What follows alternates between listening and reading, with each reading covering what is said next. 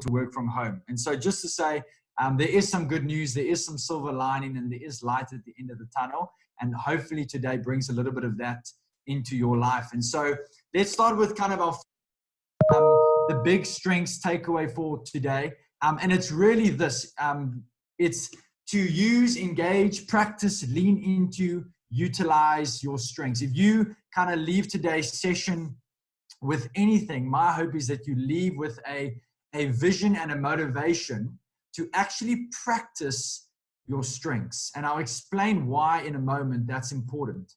So if you remember anything about a strength, if we've been involved with your company or your team, what is a strength? A strength is a naturally recurring pattern of thought, feeling, or behavior. So essentially, remember, it's that thing that comes naturally to you. It's the thing that it's the way you wired.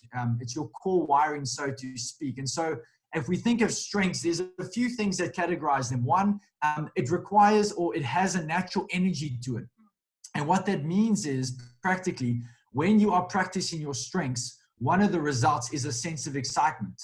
And in this season, that is something that is much needed, an excitement in terms of using what you're good at, using what you have within you. So I'm kind of trying to give you a basis for why should you be focusing on using your strengths. The second thing is it has a natural need. If you don't fulfill your strengths, you'll feel the need to do so. You'll feel that lack in your life. And so when you use your strengths, there's a natural satisfaction that comes along with that.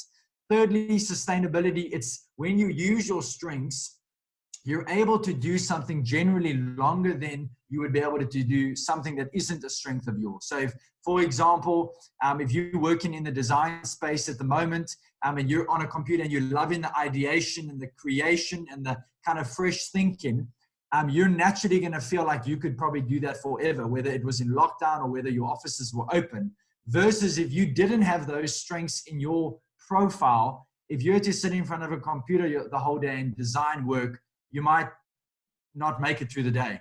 And so a big part of your strengths is realizing that it's something you can do over a long period of time, which again, in this season of life, in terms of where we at as a country and an economy, it's a critical thing to realize. And the last thing is with regards to contribution. When you use your strengths, people will likely say to you, oh, wow, like you're pretty good at that. Or, wow, you've added great value to our team with that regard. And so there's a natural value you add. And if you think of today's season, you'll see the red words on the screen: excitement, satisfaction, endurance, adding value to others. And those are the four things that actually most of us want to be practicing at this kind of time in our lives. And so really, there's kind of three aspects to this. The one is to realize that when you're practicing your strengths, which is obviously a very important part of you knowing your strengths, or why you should know your strengths. When you practice your strengths, you actually will feel alive, even if you're at home, even if you're stuck on your computer, even if you're in isolation, you will feel alive when you practice your strengths. The second thing to note is that when you practice your strengths, there's an aspect that you remember who you are, and that actually you as a person do have value to add. And we're going to talk about in a moment the different people and the different ways that each of you are experiencing this lockdown and the different things each of you need with regards to your strengths. But just to say, if you've done your strengths assessment, that is your value with regards to how you wire.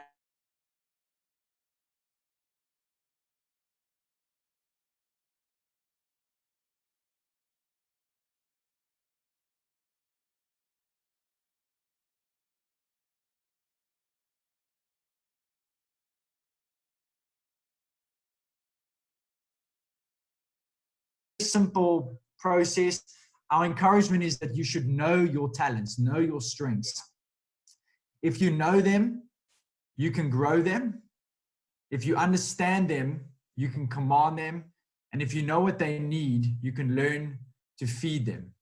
And essentially what that means is if you understand your strengths, you'll understand how to practically implement and utilize each of your strengths during this season. I think the worst thing that could possibly happen to you, besides the lockdown being extended, is you being in a position where you're unable to use your strengths. you being in a position, either from a job point of view or just from a not having work point of view, being unable to utilize your core wiring in a way that can add value and a way that you can feel like you're actually making a progress and having a purpose.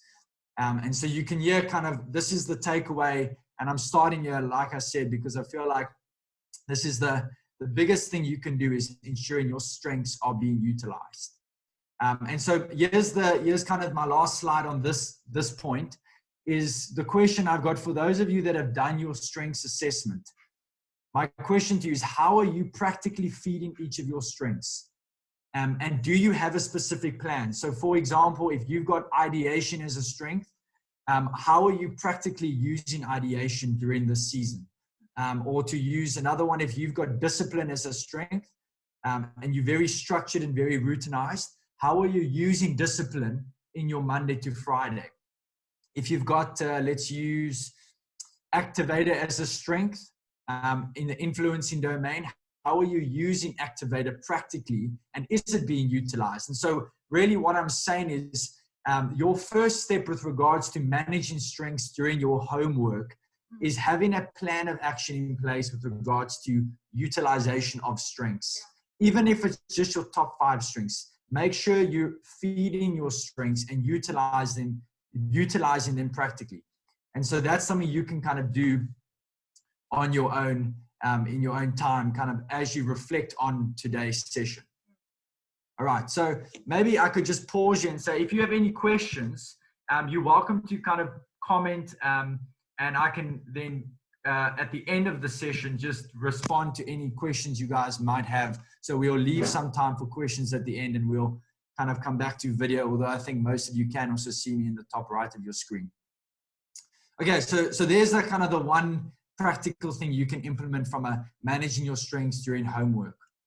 Let's talk about productivity and focus. So really this is a bit of a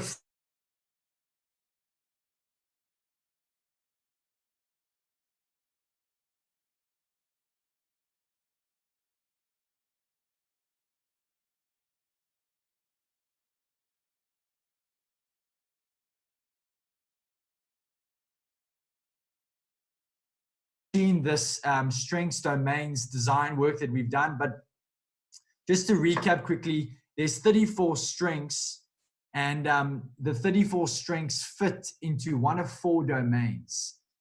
Some of you are primarily strategic thinking, some of you are primarily relationship building, some of you are influencing, and some of you are executing. And so if you want to work out your dominant domain and you only have your top 5 strengths, it's very simple. You can just count the strengths that you've got most of in a domain, and that would be your dominant domain. So to give you an example, my dominant domain is executing.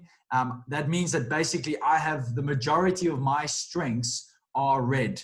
So I've got achiever, I've got responsibility, focus, discipline, belief. So I've got 5 executing strengths. And so what I'm going to do is I'm going to use the strengths domains as a framework to help you understand how each of your dominant domain will work into this environment that we're in at the moment. So it is important that you have a good idea of what your dominant domain is in terms of going into this session. So if I'm speaking to relationship builders, obviously in the ideal world, I'd love to know how many relationship builders we have, but it's not possible to see that right now. Although I know that we've got a lot of people from Hamilton's in creative company here, and I know there's a lot of relationship builders in that team. And so in terms of relationship building, there we go. In terms of relationship building, there's a few things you need to note. The one is that if you have relationship building strengths or as a dominant domain, you are very likely going to feel disconnected during this time. This is going to be a difficult time, to be honest. It's going to be difficult because there isn't people around you to feed off. Socially, it's very isolating. You're not able to kind of you're not able to get tactile with anyone with regards to handshakes, hugging, hanging out closely, whatever it may be. And so it's important if you don't have relationship building strengths and you're in a team, my encouragement to you would be to find out who in your team has relationship building strengths. And I say that because of my next point. My next point is that people with relationship building talents need regular connection points. And when I say regular, I mean almost daily. If you have someone in your team that has a lot of blue strengths, which is the relationship building strengths, or purple, my encouragement to you would be to make sure you've got a one-on-one session plan with them, even if it's a 5-minute check-in. Have a one-on-one session plan with them every day. That would mean a lot to them. More than the team, big group kind of Skype or Zoom sessions, one-on-ones is very important for relationship builders. So I think there's two aspects here. The one aspect is, if you're a relationship builder, you must also be proactive in reaching out to your teammates. If you're not a relationship builder and you're a teammate that has people in their team with relationship strengths, take a note of that. Pull up your team's profile and work out who might need kind of a one-on-one session or a check-in with me. Even if it's not work-related and it's just personal, it will go a long way with regards to supporting each other during this time from a practical point of view. And then the other thing just to note is, as a team leader, it's very important that for those that have relationship building strengths during this time, that you're giving them ongoing and regular direction and guidance from a work perspective. Remember, relationship builders, your generalization, because there aren't many of us with all 5 strengths with being relationship building. So we all have different strengths. So some of us might have 3 relationship building and 1 executing, or whatever it may be. But just to say, generally speaking, relationship builders do need regular guidance and clarity with regards to what's expected of them in terms of what deadlines, what direction are we heading in as a team. And so that's the type of thing you can do as a team leader to help relationship builders during this time. So I hope that's helpful. And then maybe just to say the last thing, particularly for those managers or team leaders, is hands-on management is very helpful during a time of lockdown or isolation like we're in at the moment. And just to maybe say very clearly, I'm not talking about micromanagement where you follow up with people and check in on them before deadlines are due, or kind of tell them how to do their job, whatever it may be. So micromanagement generally leads to the breaking of trust within a team, whereas hands-on management should feel more like support. Support and care. What would it look like as an example? As an example, it's a good question, Georgia. So I'd probably say that if you want to practically look at what would that look like, you could, if you give someone with relationship building strengths something to do that's due Friday, and today is Wednesday, check in with them tomorrow and just say, hey, I know this is due for Friday. I know you're on it. I just wanted to find out if there's anything you need from me. Is there any way I can help or be a support? And so practically with that sort of tone, that doesn't incur any micromanagement or breaking of trust feelings. But what it does do is it makes that person feel particularly supported, cared for. And gives a personal approach. Yeah. So that's relationship builders. All right. So let's move on to influencers. So influencers, these are people with the green strengths. These are the people that have the majority of their strengths in their top 10 or their top 5 are influencing strengths. And so just to say, if you are this person, you probably like a relationship builder. You may feel pretty disconnected during this time. Socially, you might also struggle because of the distance and the inability to gather in, either your workplace or in places where there's loads of other people. Remember, influencers like to be in crowds and at events. They like to be kind of where the energy is. And at the moment, there's pretty much no energy with regards to us all being in our homes working, half of us working in our pajamas. And so this will be a challenging kind of time for influencers. And like with the relationship builders, just to say that if you don't have influencing strengths, that's also okay. Remember, there's no strengths kind of that are bad or good. The beauty of strengths is we're all different and we celebrate that difference. But just to say, if you don't have influencing strengths, it's good that you know who on your team does, because again, it means that you can support them in a way they need to be supported. At a time like this, it's incredibly vital, and it's an opportunity for teams to actually up that level of support for each other. So practically speaking, as a team leader, these people need direction, vision, and motivation. If you've got influence and strengths, I'm sure you would resonate with this, that actually a call from your team leader or your manager, and even if it's a personal check-in, but particularly something motivational, inspiring, come on, you can do this, that sort of tone would sit very well with an influencer, because they are prone to influencing themselves. The other thing just to note, compared to the relationship builders, and again, I think there's a lot of Zoom and Skype sessions that are happening in bigger contexts, in terms of, larger numbers of people on the calls. But for these people, that works great. Remember, for relationship builders, the emphasis is more one-on-one. And so if you do have someone in your team that has influence and strengths, pull them into team sessions or team Zoom sessions. They'll enjoy the vibe of everyone kind of feeding off each other, and the excitement that brings.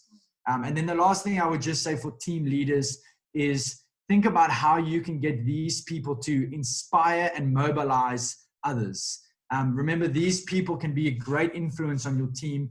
They can inspire the team with regards to productivity and positivity.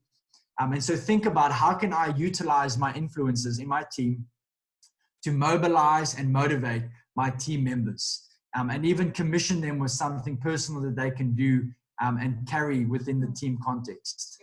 So those are some practical recommendations and a framework for those with influence and strengths. Let's move on to executing. So remember, executors are those with strengths in the red category. So achievers, responsibility, focus, discipline.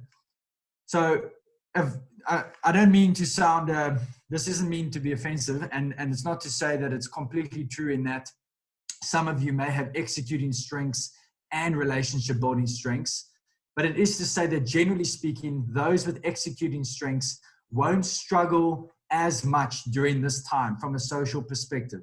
Because remember, their priority and their value is productivity and getting things done. And that's not to say that they don't value people. It's just to say that these people really love to get a lot done. They love to, whatever that looks like for them, whether it's ticking things off a list or, being productive at home, in both in a personal and a work capacity. So if anything, they might find that they've got more time to be more productive during this time. One of the things that might happen is that they might actually feel under challenged if they don't have enough to keep them busy. And so for team leaders, it's very important that you utilize your executors during this season, especially as they're in isolation. There's more time and there's less wasted time. So your executors probably have more capacity and margin to get stuff done. And so my encouragement to you, if you're an executor, is reach out to your team leader. And if you've got capacity, take on more. If you're a team leader, find out from your executors who has more capacity to take on more responsibility. It is worth saying this though, and this applies to me because I'm personally an executor. Those of you that have met me know that I've got many, many executing strengths. And so this is a personal struggle for me, even at the moment, is that if you're overloaded, you actually may struggle to draw boundaries for yourself during this time. Because you're working from home, there's no one telling you when to start, when to stop. And so practically speaking, you might find yourself starting work at 7 and ending work at 7. And obviously, within different days and stuff, that might be okay. But as a rule, and a long-term kind of healthy balance of work and life, that isn't encouraged, and it's not going to lead to a productive outcome. And so the other thing just to note as a team leader is to just ensure that your executors are not overstretched in terms of their boundaries, in terms of their responsibilities, their to-do lists. You want to make sure that they're appropriately challenged, but they're not over-challenged. Yeah. Okay, so those are some kind of guidelines for executors. I hope that's helpful with regards to both those that have executing strengths and the team leaders that are leading teams of people that have executing strengths. And then the final kind of domain we'll look at is the strategic thinking. So strategic thinking, remember, these are the people with the majority of their strengths in the yellow quadrant. These people find energy by using their mind to think, to learn, to analyze, to process. So they can tend to be introverted, as generally speaking, at least. So also, like the executors, they actually might find themselves in a bit of a sweet spot at the moment.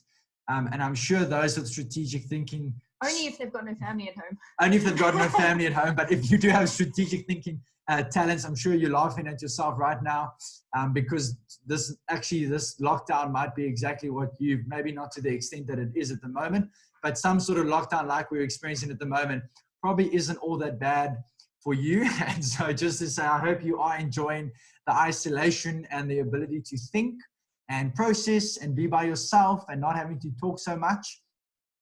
And maybe just to say to you with regards to the way you manage your productivity and focus is during this time, there's obviously a surge of online content, if I can put it that way. There's a surge of online resources and even a surge of online kind of noise that's pushing into our world because it's the primary platform that people are communicating.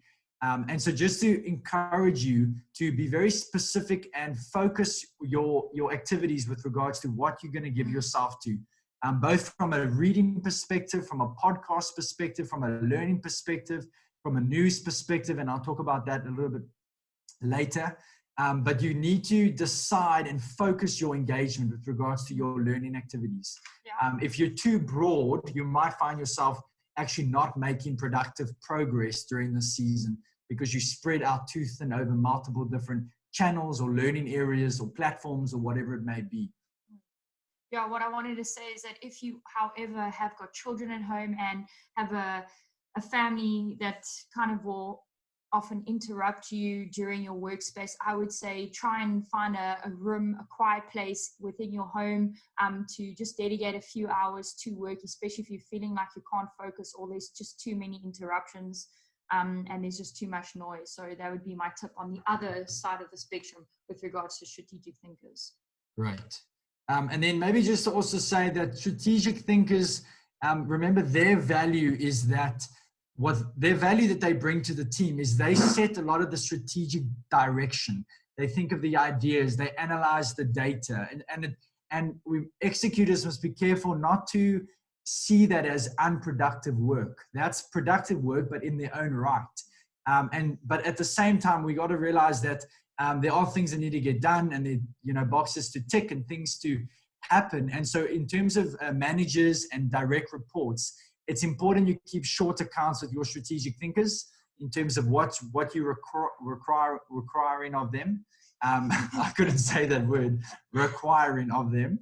And so, so just keep short accounts there because they'll also find that helpful from a setting their direction. If you leave them to their own devices, they might find that they don't actually have enough direction with regard, or they might get a bit distracted. And so if you can just keep short accounts with them, with regards to what you're expecting of them, what they should be giving themselves to, areas that they could be growing and learning. And maybe just to say one other thing, if you're a team leader and you've got team members with strategic thinking talents, and they're not as utilized because, let's say, as a business, things have slowed down, my encouragement to you would be think of ways that you can get them to learn during this time. So if there was something pre-lockdown that they couldn't do or something that you'd like them to be more upskilled in, what could they now learn during this season so that when lockdown's over, they could now be more upskilled? They would be the perfect people to commission into that space. So if there's specific things that you as a team want to upskill yourself in from a capability point of view, use your strategic thinkers, commission them, give them the resources, whether it's a little bit of budget or even if it's just a direction or a book that you want them to read. That would be very helpful with regards to giving them some clear guidance and also utilizing the season in a way that aligns to their strengths. Okay, great. So that is the four domains in terms of managing strengths from a productivity and a focus point of view. And just to say, you would have heard us speaking about two things. The one is tips for managers and team leaders in terms of how do you lead your team. and then tips for actual, those of you that are part of a team with the different domains and strengths. And maybe just to say, last thing for the team leaders, this is a time where if you can lead well and you can manage well, your productivity doesn't have to dip. If you can lead your team well with regards to mobilizing them in their strengths, possibly adding new responsibilities that align to their strengths, ensuring that the strengths are in play of each of your team members, you can actually as a team take steps forward in your productivity and possibly even get more done now compared to before lockdown. And so maybe just as a team leader, the call for you, I think, is to manage and lead your team very well and very skillfully during this time from a mobilization point of view. Okay, so I hope that's helpful. Like I mentioned, we are going to take questions at the end, so feel free to type them out. I want to just spend the last kind of 5 minutes speaking into personal well-being. And this kind of supersedes strengths, although certain strengths will find certain aspects of this easier.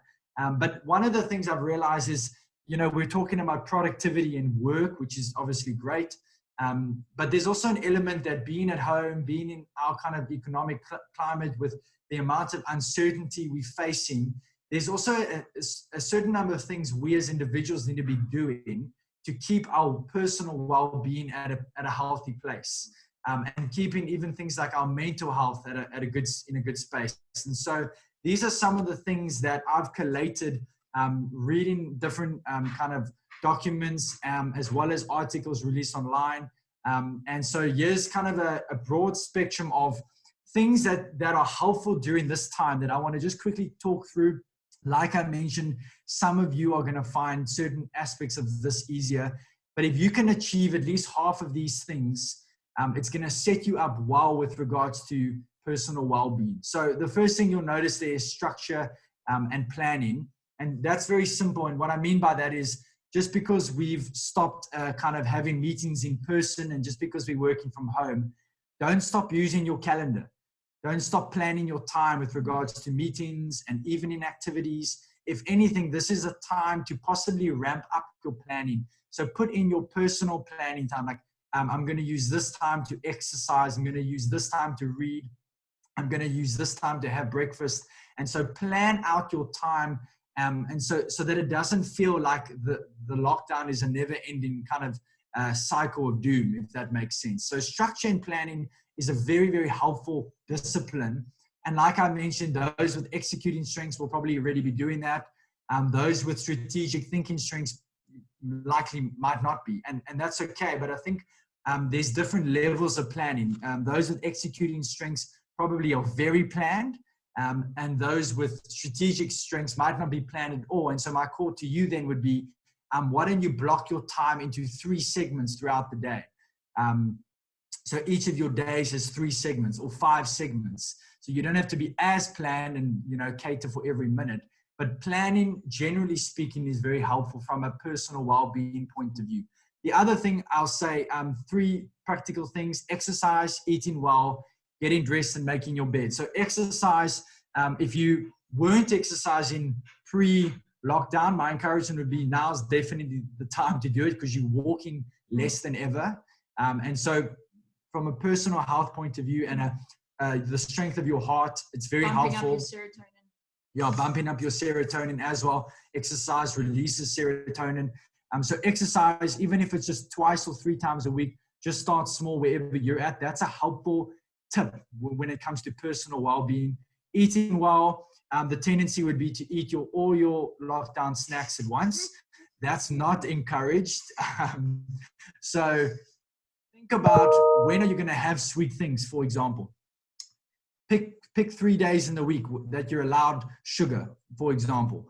Find ways of curbing and managing what you put into your body from an eating perspective.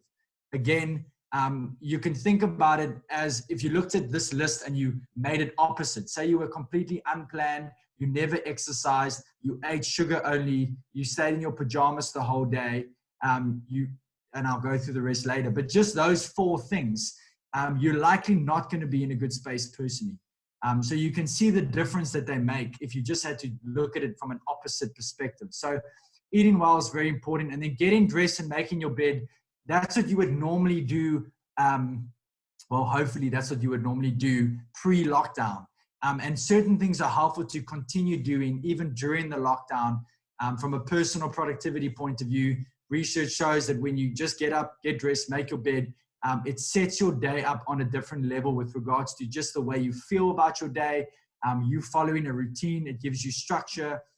Again, it helps you in terms of kind of emotional stability, feeling like there's some sort of the same things happening in your life. So just to say, those are some practical tips. On the right-hand side, our encouragement would be reading podcasts, in terms of stimulating your mind, very helpful. Laughing is very critical. South Africa is great at that. And I would encourage you not to make light of serious issues, but at the same time, don't be scared to laugh at certain memes and videos, and seek opportunities to laugh, again, from an emotional and a kind of serotonin, dopamine point of view in your brain. Laughing is very good. And then 3 other things: news intake, just to say, check in the news every day, or the corona numbers on worldometers. I've been doing it, but I stopped 2 days ago. It's not actually as helpful as you might think from a security anxiety point of view. So just watch your news intake. Pick certain, news channels or times when you watch the news. I would even say pick a few days where you're not going to look at the news at all. That might be a helpful discipline. Secondly, helping others. And so this is just something practical that I've found helpful personally, is if you can find someone either in your team or your life to just help during this time, you might actually find that from an emotional point of view, it fulfills you. And so there is for some of us, there's more time than usual. So see if there's someone that you can actually help. It can be a family member or a friend. Again, from an emotional point of view, it does help. And then just connecting with friends, making sure that you've, again, coming back to the structure and the planning, plan the times when you're going to connect with your friends. Don't go, a whole week without connecting with anyone, only, connecting with your work people for work purposes. Make sure you've got times scheduled to connect with people that are non-work related and that have no agenda to the conversation, for example. So you can see that there's different things, some of us will excel in certain aspects, some of us will struggle, but these are just really practical tips and short tips from a personal well-being perspective, that if you can implement some of this stuff, you're going to find the lockdown a lot more manageable. You're going to find your productivity enhanced and your focus, and you're going to feel probably slightly more positive about the scenario and the situation we find ourselves in. So I hope that's helpful. You can take a photo of that if you like, if some of you probably are already, but I hope that's helpful from a practical personal well-being perspective. Okay, we've done a lot of talking. So what I'm going to do is, let me just finish this and then we can do some questions. Some next steps, just practically speaking, some of you may be in a position where you'd like personal coaching during this time, maybe even a form of counseling coaching, because you are struggling with the amount of change in your life, either work hours, work pay, job loss, or someone that's struggling. Please feel free to reach out to us for personal coaching. In terms of knowing your strengths more effectively, there's the Gallup app, which is free. I think it's called Gallup Access. You can download that and you can get a whole bunch of resources on the strengths for free. So if you want to know your strengths more effectively, remember the big idea of today's session was use your strengths, utilize your strengths, make sure your strengths are not being held dormant during this time. And then finally, follow us on social media. Just so you guys know, our social media is primarily actually content for the companies that we serve and we partner with, in terms of helping them better understand their strengths and manage their strengths. So feel free to follow us on Instagram and on Facebook, and you'll get a whole bunch of updates there every kind of second or third day with regards to content and tips. And then that is it from our side from a slide point of view. So I just want to quickly stop sharing, and I want to get my video, and my video's on. Can you guys all see me? They've been able to see us the whole time. Oh, really? Great. I see thumbs up. Okay, so I'm just checking you. If any of you have any questions, just post them. If you don't, that's also cool. I'll give it 30 seconds. If there's any questions with regards to what's been discussed, I hope it was helpful. You'll see it was quite high impact, quite kind of to the point. And a lot of it you as a person have to implement. But our hope at least is that it's a kind of starting point for you in your kind of journey through lockdown, productivity focus and personal well-being. So if there are any questions, just post them now. Like I said, I'll give it 30 seconds. You can type it. And if you don't have questions, that's also totally cool. We will say our goodbyes and wish you well for the rest of the week. Okay, here we go. Has the Gallup app changed? Cannot log in.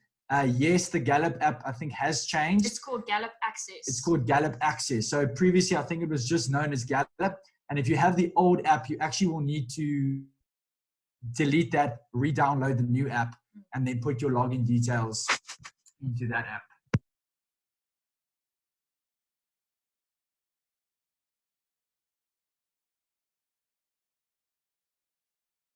Okay, so there are no questions coming through, which is totally fine. I'll take that as we covered everything. Jared, I'm loving that background, by the way. Yeah, on point. So just to say, what we've planned to do is we're going to be doing a session every month, or actually every second month, like this, but particular to kind of your guys' scenario. So we'll find a way of getting kind of feedback from each of you with regards to what are some of the things that you're needing in your workspace, either from a strengths point of view or from a leadership point of view. And then what we're going to do is we'll develop our content around that. And then every second month, we're actually just going to host a free 1-hour coaching session on that topic for everyone who wants to join. And so just to say, keep your eyes out for that. You'll be on our social media to kind of see when that comes up. I think the next one is in June, beginning of June, the first Wednesday of June. It's called First Wednesdays. Every second month, First Wednesdays. And so, yeah, so that will be available. And like I said, it will be on social media. So you don't need to, remember it or anything. Hopefully if you're on social media, it should come up automatically on your feed. Yeah, but please feel free to reach out. Like Caleb said, it's an important and crucial time for all of us to be connecting. And if you have any questions with regards to strengths on your profile, just pop us an email, message us, give us a phone call. We are here. Yeah, cool. The main thing is we want you guys to feel like as much as we can, we'd love to support and be a help. We do realize it is a very difficult time for most people in our country. So like George said, the invitation's there. So please do reach out. Okay, I'm going to end the meeting. Guys, thanks so much for joining us. It is 1 minute to 4. Yay! Perfect timing. Have a great week and enjoy the long weekend, Easter weekend. Merry Easter, everyone. Cheers.